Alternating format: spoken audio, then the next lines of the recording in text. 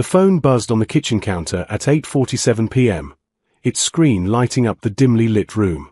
He didn't rush to pick it up. Instead, he took another slow sip of his whiskey, letting the amber liquid burn its way down his throat as he stared at the device from across the room. He already knew what it would say. Or rather, he knew it would be another lie wrapped in casual words, delivered with the kind of confidence that comes from months of successful deception. Working late again. Don't wait up tonight. He set down his glass and walked over, picking up the phone with steady hands. No trembling. No surge of anger. Those reactions had died 3 weeks ago when he'd first noticed the changes. The way she tilted her phone away when texting. The new perfume she wore on late work nights.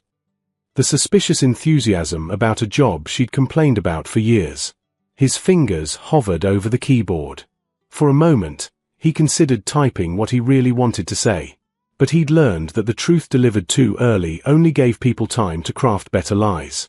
Instead, he typed 3 words that felt like ice leaving his fingertips. Wasn't planning to. He hit send and placed the phone face down on the counter. Then he returned to his whiskey, settling into the leather armchair that faced the window. The city lights twinkled in the distance, indifferent to the small human dramas playing out in apartments like his.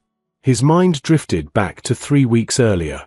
It had started innocently enough, a nagging feeling, the kind that sits in your gut and refuses to leave. She'd said she was at a client dinner, but when she came home, there was no receipt in her purse, no business card, no mention of which restaurant. Just vague details and a quick change of subject.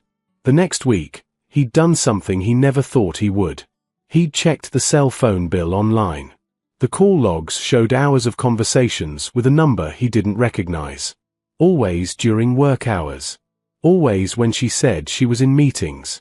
Then came the location tracking. He'd set it up months ago, back when they'd both agreed it was a good safety measure. So we always know the other is safe, she'd said, smiling. Now that smile felt like a knife. 2 days ago, he'd watched the little dot that represented her move across the digital map. It stopped at a hotel downtown. The Grand View. Not a client meeting. Not her office. She stayed there for 3 hours. He'd sat in his car in the parking garage across the street, watching the entrance. When she finally emerged, she wasn't alone. The man was tall, wearing an expensive suit, and when he leaned in to kiss her cheek goodbye, she'd smiled in a way he hadn't seen in months. The kind of smile that lights up someone's entire face. His phone buzzed again, pulling him from the memory. He glanced at the screen. What's that supposed to mean? He could picture her face, the slight confusion giving way to concern. She was probably sitting in that hotel room right now, or maybe in the guy's apartment. Wherever she was starting to realize that her safety net wasn't as secure as she thought. Means exactly what it says. Enjoy your evening. Another sip of whiskey. The burn had become familiar now, almost comforting. He'd spent the last week preparing for this moment. The suitcase was already packed, sitting by the door. Her clothes, toiletries, the jewelry he'd given her over the years, all neatly arranged. He'd even included the framed photo from their wedding day. Let her remember what she was throwing away. The phone rang.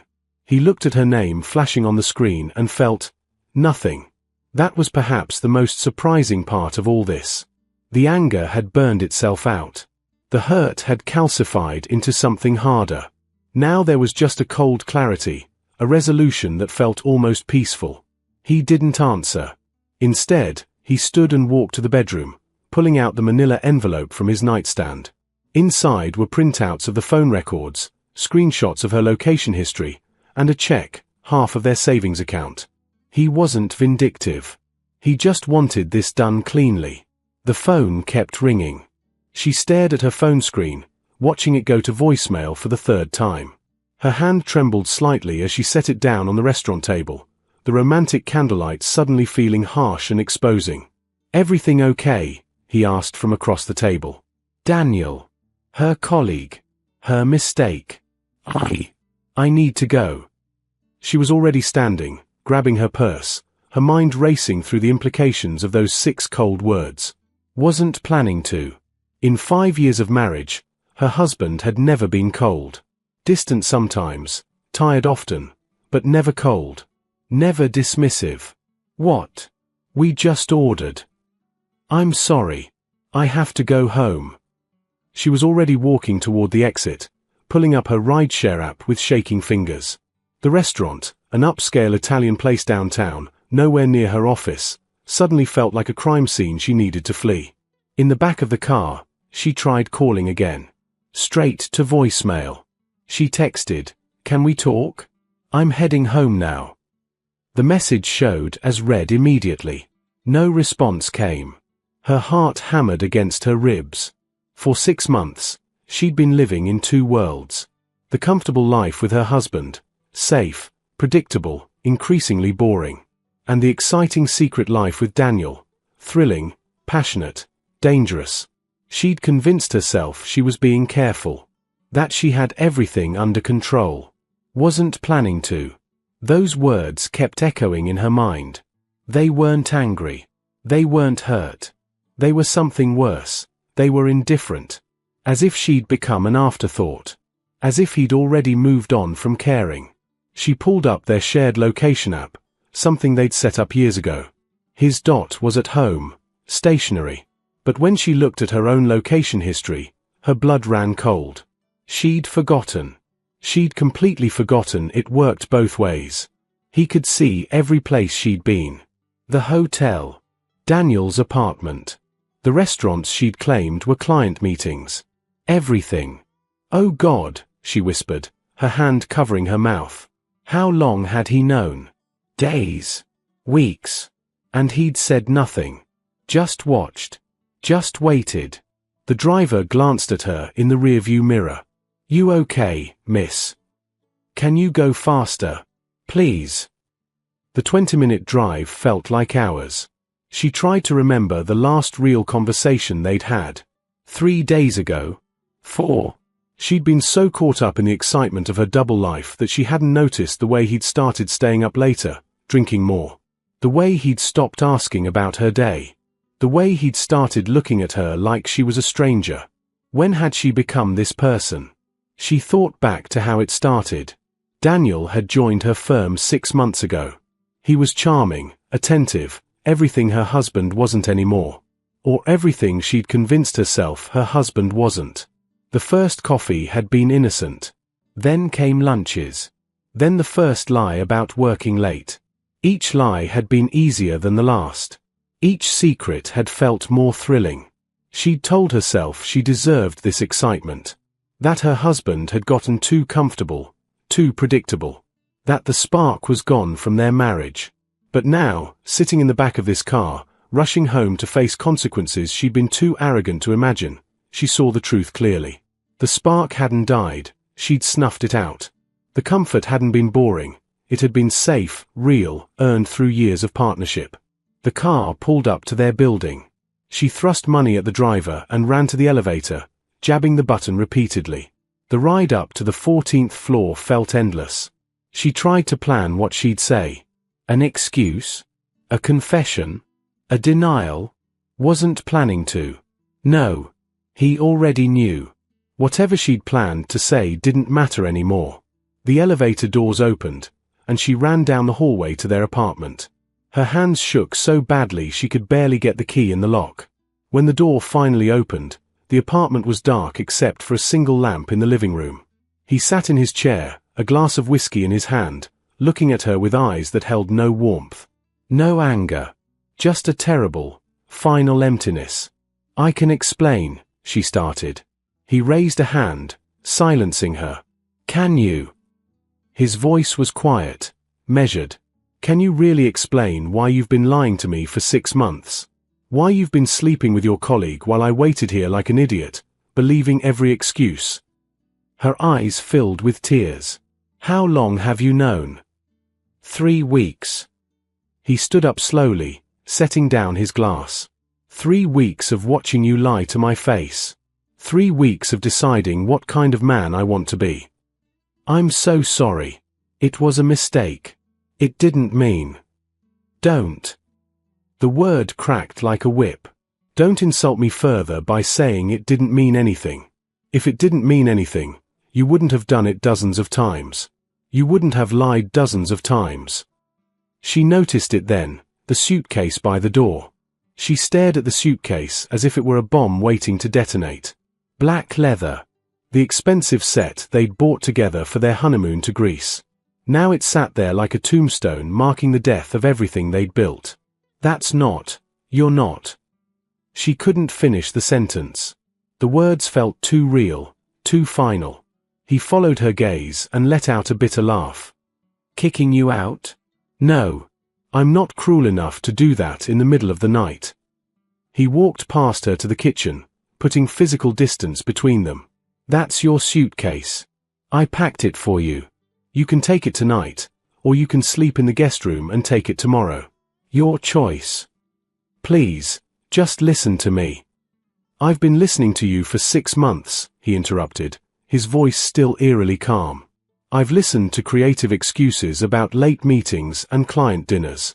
I've listened to you talk about how stressful work is while you were actually at the Grandview Hotel. I'm done listening to lies. She felt her legs weaken and sank onto the couch.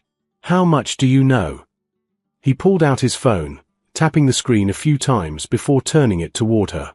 She saw her own location history, a damning map of her deception. Red dots at Daniel's apartment building. Red dots at various restaurants she'd never mentioned. Red dots at that hotel. Each one a nail in the coffin. I know enough, he said, pocketing the phone. I know about Daniel. I know this has been going on since April. I know you've lied to my face approximately 73 times. Yes, I counted. The tears were flowing freely now. It was stupid. It was so stupid. I don't even know why I. Don't you? He leaned against the kitchen counter, arms crossed.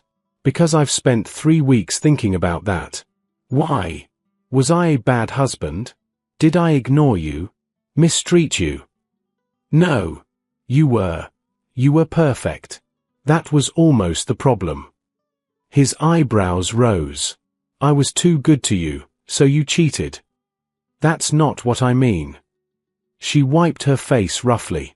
Everything was so routine. Wake up, go to work, come home, dinner, TV, sleep. Day after day. The same conversations. The same everything. I felt like I was disappearing into this comfortable, boring life. So you created drama by destroying our marriage. I wasn't thinking. No, you were thinking. You thought about it every time you deleted a text message. Every time you lied about where you were. Every time you came home and pretended everything was fine. His calm was cracking now, anger seeping through. You thought about it, and you decided that whatever excitement you were getting was worth more than what we had. She stood up, desperate to make him understand. It wasn't like that.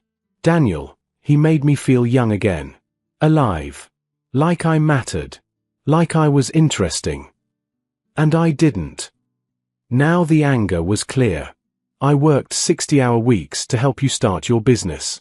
I supported you through your mother's illness. I learned to cook your favorite meals. I planned surprise weekends away. I loved you. He stopped, correcting himself. I loved who I thought you were. Those words hit her like a physical blow. Past tense. He was already speaking in past tense. You still love me, she said desperately. I know you do. If you didn't, you wouldn't be this angry. I'm not angry. He said it so quietly she almost didn't hear. I was angry 3 weeks ago. I was furious. I wanted to scream and throw things and demand answers. But anger requires energy, and I'm exhausted. He ran a hand through his hair. I'm tired of being the person who cares more. I'm tired of being the faithful one. I'm tired of being made a fool. You're not a fool. I am. I'm the fool who almost destroyed the best thing in my life. She moved toward him, but he stepped back. Please. Please. We can fix this. Counseling. Whatever you need. I'll quit my job. I'll never see him again. You'll never see him again. He laughed, and the sound was hollow. That's your grand gesture. Promising not to sleep with your affair partner anymore? That's the bare minimum of human decency, not a sacrifice. Then tell me what you want. Tell me how to fix this. He was quiet for a long moment, staring at her with those empty eyes. You can't fix this. You can't ring this bell. You can't make me see what I've seen. Do you know what it was like watching you walk out of that hotel? Watching you smile at him the way you used to smile at me. She shook her head, unable to speak. It killed something in me. The part that believed in us. The part that thought we were different from all those couples who fall apart. The part that trusted you completely. He picked up the manila envelope from the counter. I've divided our assets. This check is half of our savings. The apartment is in both our names, but I'll buy out your half. My lawyer will contact you next week. Lawyer. The word came out as a whisper. Did you think we were going to just move past this? Have some difficult conversations and go back to normal? He shook his head. There is no normal anymore. You destroyed normal when you decided someone else's attention was worth more than our vows. I made a mistake. No. His voice was firm. A mistake is forgetting an anniversary. A mistake is a thoughtless comment. What you did was a choice. Hundreds of choices, made over 6 months, each one choosing him over me. She collapsed back onto the couch, her body shaking with sobs. I love you. I still love you. Maybe you do, he said, his voice softening slightly. But love isn't enough. Love without respect, without honesty, without loyalty, that's not a marriage. That's just words. The silence that followed was suffocating. She sat on the couch, her face buried in her hands, while he stood in the kitchen, his knuckles white as he gripped the counter. The clock on the wall ticked away seconds that felt like hours. When did you find out? She finally asked, her voice hoarse. You said 3 weeks. What happened 3 weeks ago? He poured himself another drink, his movements deliberate and controlled. You really want to know? You want to hear how I found out my wife was cheating on me? She nodded, unable to meet his eyes. It was a Tuesday. You said you had a client dinner at Giovanni's. You wore that blue dress, the one I bought you for your birthday. He took a sip. I was working from home, and I realized you'd forgotten your laptop. I thought I'd surprise you, bring it to the restaurant so you'd have it for your morning meeting. Her stomach dropped. She remembered that night. It wasn't Giovanni's. It was Daniel's apartment.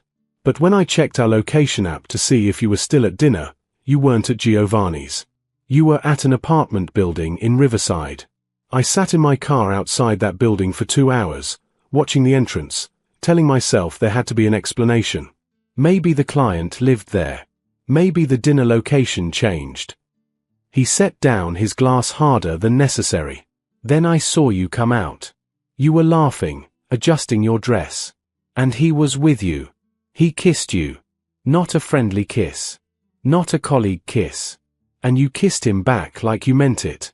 Like he was someone who mattered. Oh God, she whispered. I went home that night and pretended to be asleep when you came in. You climbed into our bed, next to me, and went to sleep like nothing happened. That's when I knew this wasn't a one-time mistake. This was routine for you. Why didn't you confront me then? Because I needed to know the truth. All of it. Not just what you'd admit to when caught. He opened a drawer and pulled out a folder, sliding it across the counter toward her. So I did my homework. She opened it with trembling hands. Inside were printed text messages, screenshots of calls, credit card statements highlighting charges at hotels and restaurants. Her entire affair, documented in black and white. You hacked my phone. I didn't have to. You used our shared laptop to back up your messages. You got sloppy. Too comfortable in your lies. He pointed to one particular exchange. That one's my favorite. February 14th. Valentine's Day. You told me you had food poisoning. Meanwhile, you were texting him about the hotel room he'd booked. She remembered. Daniel had surprised her with roses and champagne at the Grandview. She'd told her husband she was too sick to go out for their traditional Valentine's dinner. He'd been so concerned, so caring, bringing her soup and crackers she'd pretended to eat. "I spent that night taking care of you," he continued, his voice breaking slightly. "Worried about you. While you were texting him about how romantic he was. Do you have any idea how that feels? To realize the person you're worried about is lying in your bed, sexting someone else." "I'm sorry," she sobbed. "I'm so sorry." "Stop saying that." He slammed his hand on the counter, making her jump. "Sorry doesn't fix anything. Sorry doesn't erase 6 months of betrayal. Sorry doesn't give me back the time I wasted loving someone who didn't respect me enough to be honest." They stood there in the wreckage of their marriage, the weight of everything unsaid pressing down on them. Finally, she spoke, her voice barely audible. "When did you stop loving me?" He looked at her then, really looked at her, and she saw something shift in his expression. "That's the worst part. I haven't. I've spent 3 weeks trying to hate you, trying to feel nothing. But I still love you. And that makes this hurt so much more." Fresh tears streamed down her face. "Then why can't we?" "Because love isn't enough." He was shouting now, years of restraint crumbling. "I love you, but I don't trust you. I love you, but I don't respect you. I love you, but every time I look at you, I see you with him. I see every lie, every betrayal, every moment you chose him over us." She tried to speak, but he continued, the words pouring out like a dam breaking. "Do you know what these 3 weeks have been like? Pretending everything was normal while dying inside? Watching you lie to my face while I knew the truth? I've barely slept. I've barely eaten. I've lost 12 pounds. My co-workers think I'm sick. And all the while, you've been living your double life, thinking you were getting away with it. I never wanted to hurt you. But you did. You destroyed me. You took everything good between us and set it on fire because you were bored." He wiped his eyes roughly. "And the worst part? The absolute worst part? A part of me still wants to forgive you. Still wants to believe we can fix this. And I hate myself for that weakness." She stood up and moved toward him slowly, carefully, as if approaching a wounded animal. "That's not weakness. That's love. Real love. The kind I threw away like it was nothing. Don't." He held up a hand. "Don't try to turn this into some romantic moment where we realize we can't live without each other. This isn't a movie. This is real life, and in real life, actions have consequences. I know that. I know I destroyed everything. But please, just tell me one thing." She took a shaky breath. "Is there any part of you that thinks we could survive this? Any part at all?" He was quiet for so long she thought he wouldn't answer. When he finally spoke, his voice was raw with emotion. 6 months ago, I would have said we could survive anything. We'd been through so much together. Your mother's death. My father's heart attack. The miscarriage. We survived all of that by holding on to each other. I thought we were unbreakable. We can be again." "No." He shook his head firmly. "We can't.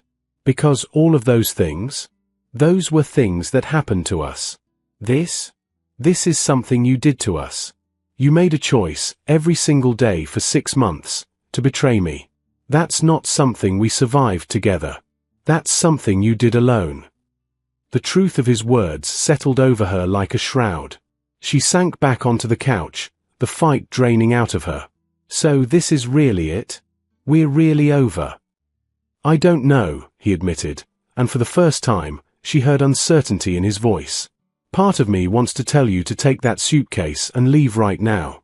Part of me never wants to see you again. But part of me..." He trailed off. "Part of you what?" "Part of me remembers our wedding day. Remembers how you looked at me like I was your whole world. Part of me remembers every good moment we've had. And that part is grieving like someone died. Because in a way, someone did. The version of you I thought I knew, the version of us I thought we were, that died 3 weeks ago outside Daniel's apartment. The first rays of dawn were breaking through the windows when they finally ran out of words. She was still on the couch, exhausted from crying. He sat in his chair, the bottle of whiskey nearly empty, staring at nothing. "I need to tell you something," she said into the silence. "About why I did it." "I don't need to hear. Please. Let me have this." "Let me at least try to explain, not to excuse, but to explain." He nodded once, not looking at her. "When we first met, I was lost. Working a dead-end job, living in that tiny apartment with 3 roommates, no idea what I wanted from life. You were so sure of everything. So confident and steady. You made me feel safe for the first time in my life." She paused, gathering her thoughts. "We built this life together, and it was good. It was so good. But somewhere along the way, I started feeling like I'd disappeared into it. Into us. I couldn't remember who I was before you. I couldn't remember what I wanted that wasn't what we wanted. So you cheated." "So I panicked," she corrected.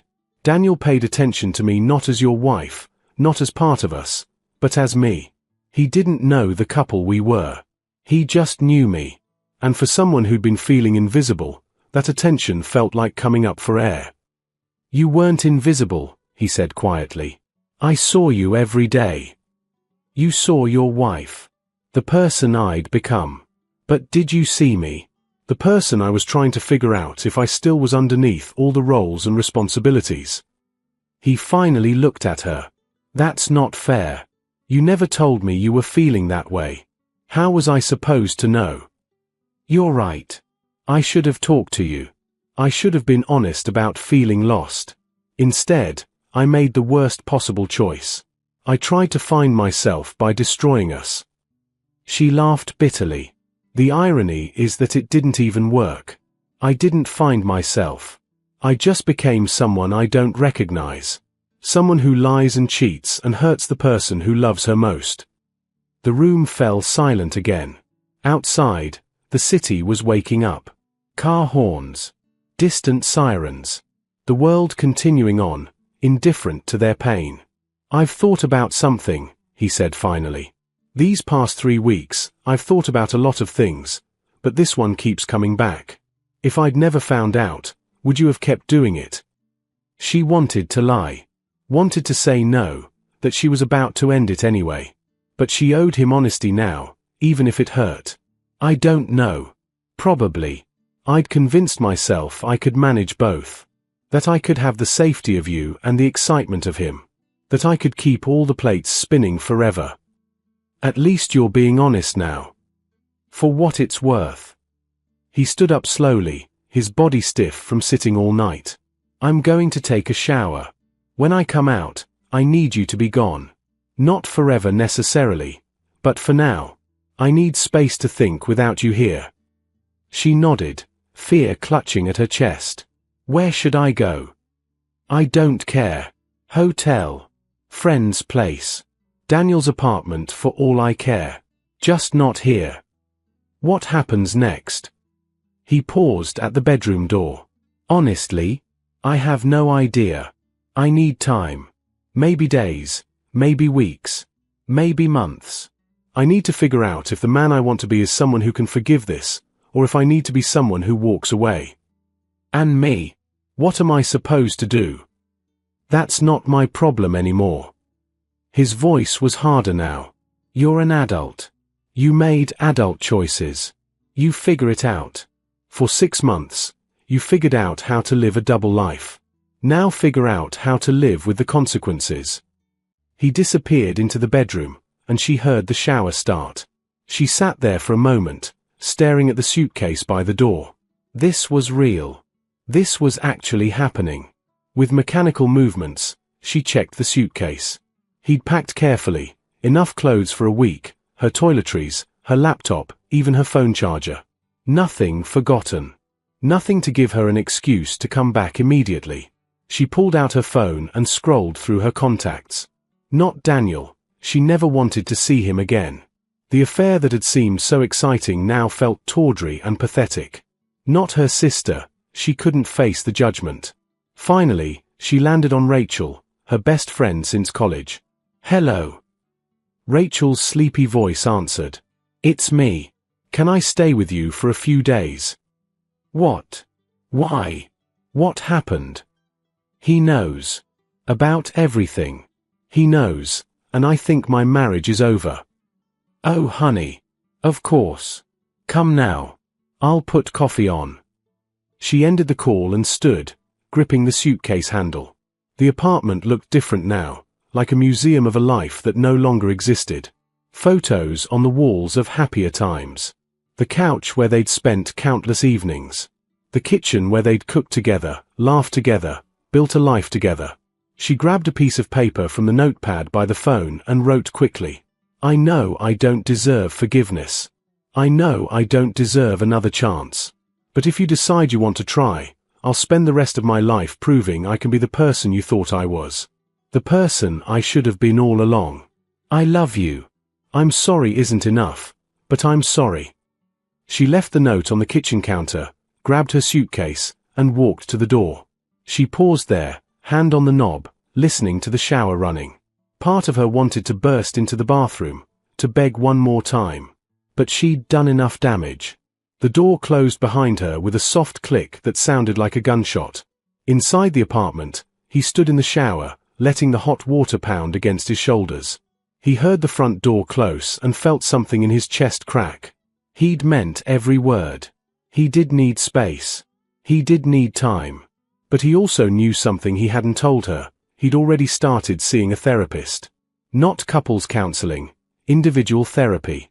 To figure out who he was without her. To understand if he could rebuild trust. To decide if love, even wounded love, was worth fighting for. He didn't know the answer yet. Maybe in a week, he'd call her. Maybe in a month, he'd file divorce papers. Maybe in a year, they'd find a way back to each other, different but whole. Or maybe he'd learn that some broken things, no matter how much you love them, can't be fixed. That sometimes walking away is the bravest thing you can do. He turned off the water and reached for a towel. Through the bathroom window, the sun was rising over the city. A new day. A new beginning. Whatever happened next, he would face it as a man who valued himself enough to demand better. As a man who understood that love without respect is just pretty words. As a man who knew that sometimes the hardest decision is also the right one. He got dressed slowly, then walked out to the empty apartment. The note sat on the counter. He read it once, then folded it and put it in his desk drawer without responding. Maybe someday he'd have an answer for her. But today, the only person he needed to answer to was himself. The apartment was quiet. Empty but peaceful. He made coffee, opened his laptop, and began the work of building a life he could be proud of, with or without her. Outside, the city continued its morning routine. People went to work. The sun climbed higher. Life went on. And somewhere in that vast urban landscape, two people who'd once been everything to each other were learning to exist apart, each carrying their own pain, their own regrets, their own tiny, fragile hope that maybe, somehow, they'd find their way, whether back together or forward alone. The ending wasn't written yet. Some stories don't have neat conclusions. Sometimes they just have moments where people must choose who they want to become. And in that choice lies the only truth that matters, that we are all, always, responsible for the lives we build and the hearts we break along the way.